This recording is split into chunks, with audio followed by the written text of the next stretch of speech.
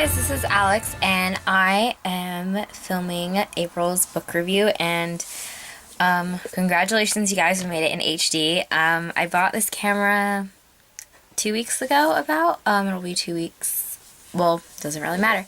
I bought it April 1st, and I've kind of been just like filming, refilming, trying to decide how I wanted to do this video. I originally didn't know if I was even going to have an April book review because I'm currently reading a book right now. This book review isn't going to be Sever, like I told you guys. I haven't even had a chance to pick it up.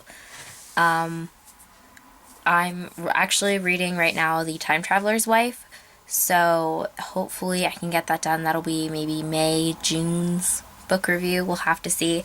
This month I'm going to talk about a book that I absolutely love and I fell in love with not too long ago, but some friends got me into it, and it had been mentioned to me back in my sophomore year of high school, and I finally bought the books right before senior year. So I've had these books for a while, but I just never got around to doing a book review of them, so here we go. The books I'm going to be talking about are the Darkest Powers series, and it's by Kelly Armstrong.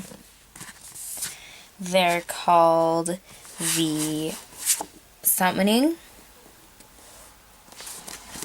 The Reckoning, or The Awakening, sorry, and The Reckoning. A friend of mine recommended these to me my sophomore year of high school, and I never got around to buying them, and then junior year, like the summer between junior and senior year, I went to a bookstore, or I went to Barnes & Noble, and I was looking for a new book series to read, and I picked it up, and I was like, you know what, I'm actually going to give these books a try. I read the first one. I had it done in like 3 days maybe. It's really amazing. The story is about Chloe Saunders. She sees dead people. She's a necromancer, and she never knew she was a necromancer, and she gets sent to a rehabilitation home called Lyle House, and it's there that she meets a few other people who are different per se. There's Derek, who is a werewolf, Simon, who is a warlock, Tori, who is a witch, Ray, who can control the element of fire, and Chloe, who is a necromancer. And there's also Liz, who is she's telekinetic, but she can't control her powers.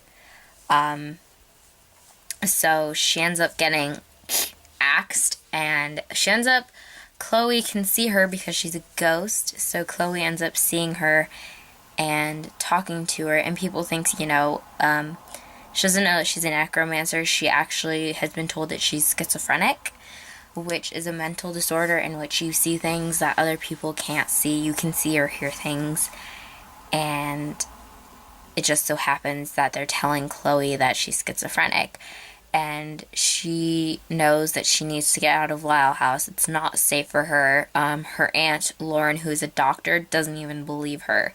She thinks that she's crazy also.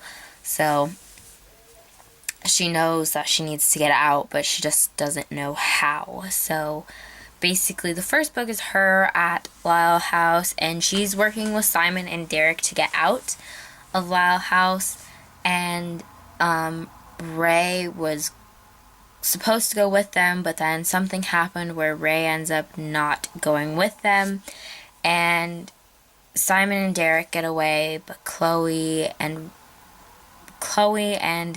Ray get caught by the people behind Lyle House.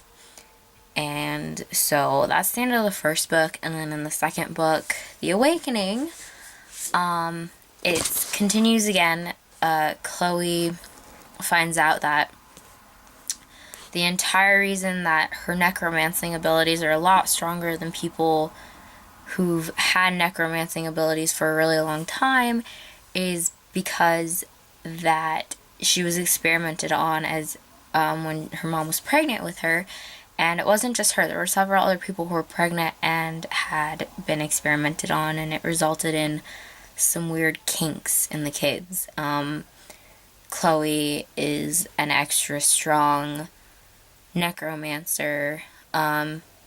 Tori's is a really weird story. She's her mom's a witch, her dad's a warlock, and so that it resulted in a weird malfunction in her genes, in which she's extremely powerful for a witch. Ray, we don't know much about anymore. We don't hear a lot from her. Derek ends up being Derek is a werewolf, and he's I don't know if it's different for him, but he's a lot more different than some of the other werewolves that he grew up with. And we learn a little bit more about their backstory. We see Chloe and Derek's friendship, if you can call it that, because they absolutely despise each other in the first book. Derek doesn't want anything to do with Chloe. He doesn't want her help. He doesn't want anything with her. But she puts herself on the line to help him more times than even I think he wants to admit. And she says she's doing it for Simon, but that could be looked at so many ways. But they end up running away. They do get away. Tori, Chloe, Simon, and Derek, they get away so they can meet with a friend of Simon and Derek's dad, hoping that he'll be able to get them kind of safe. And it works for a time being, but then they aren't really sure how to react because he's been kidnapped and they have to save him, and they do. And then there's an awkward moment in Chloe's life because she's trying to decide.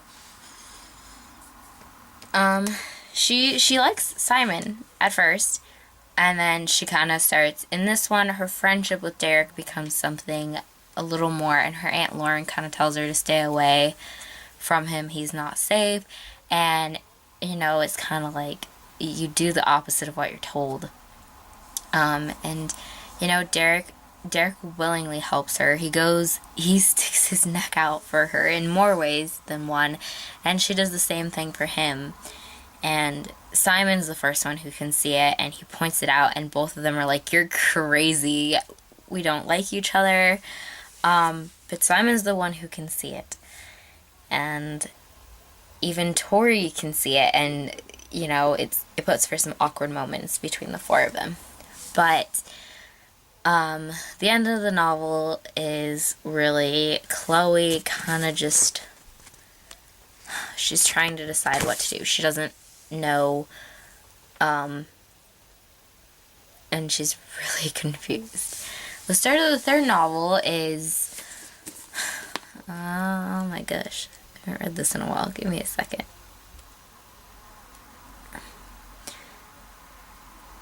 It's their first night at the safe house where they're at, and she feels safe-ish, I guess. So that's the start of this one. They're at the safe house, and she's safe, she thinks, and she wants to believe that she's safe 100%, and she's really confused. But the four of them kind of decide, they're gonna trust it for a while, but then if something goes wrong, they're leaving. And lo and behold, something does go wrong, and they decide to try and escape. And as they're escaping, Chloe sees someone who looks like her Aunt Lauren, and it's not her aunt. She learns later on it's not. And they have to go back to where she was captured, because they end up taking Simon and... No, they end up getting kidnapped. Derek's the only one who doesn't, because Chloe sacrifices herself to save him. And Derek and Liz have to go on a wild goose chase to save the three of them, because they're about to become experiments and killed, potentially. And they're the three of them are really worried. But Chloe is with her aunt, and her aunt, promises to look after her and make sure she stays safe and that nothing goes wrong. It doesn't work out that way 100%, unfortunately. And so Chloe, she's put in this weird position where she doesn't know what to do. She's extremely confused about it, but she hopes that she'll be able to, she hopes that, Derek will be able to come and save her. He does. The boys' dad comes along and he's able to help them, and they're all together again, and they manage to get away. But, something's changed between Derek and Chloe, and everyone can kind of see it. Even they can finally see it. That's kind of a synopsis of all three books. But I have to say, these books were beautifully written. I really love them.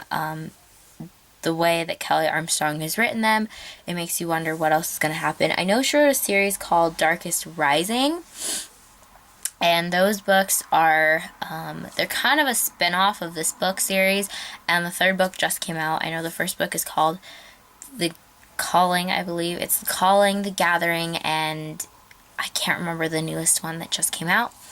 But it's a spin-off series, but at the same time, it ties back into this series. And rumor has it that the characters in this book, the six characters at the end of Kit, Lauren, Tori, Chloe, Derek, and Simon, the six of them are back in the third novel of this spin-off series. Because there's so many questions in this novel, in this series, that you're like, how does this relate to this? And then you kind of go back to it in the next spin-off. But overall, I have to say, these are really good books. I haven't picked up the second series yet because I haven't had time. It is on my list of books to purchase and read.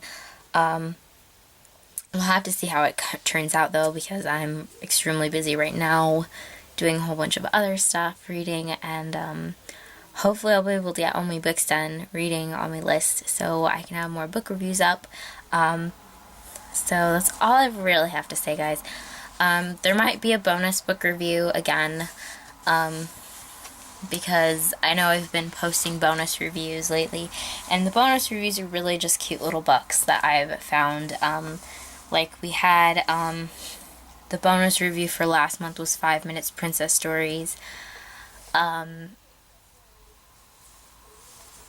then, yeah, so we'll have to see. There might be a bonus review, but I really don't know yet for sure. I'm leaning towards there potentially being a bonus review, but we're going to have to wait and see. So, thanks for watching, you guys. And thumbs up, leave any comments you guys have below. And I might actually do a video of me talking entirely in Spanish. It's on my list of things to do. And I'm hoping to get that up sometime later this month, maybe next month. But we'll have to see. Bye, guys!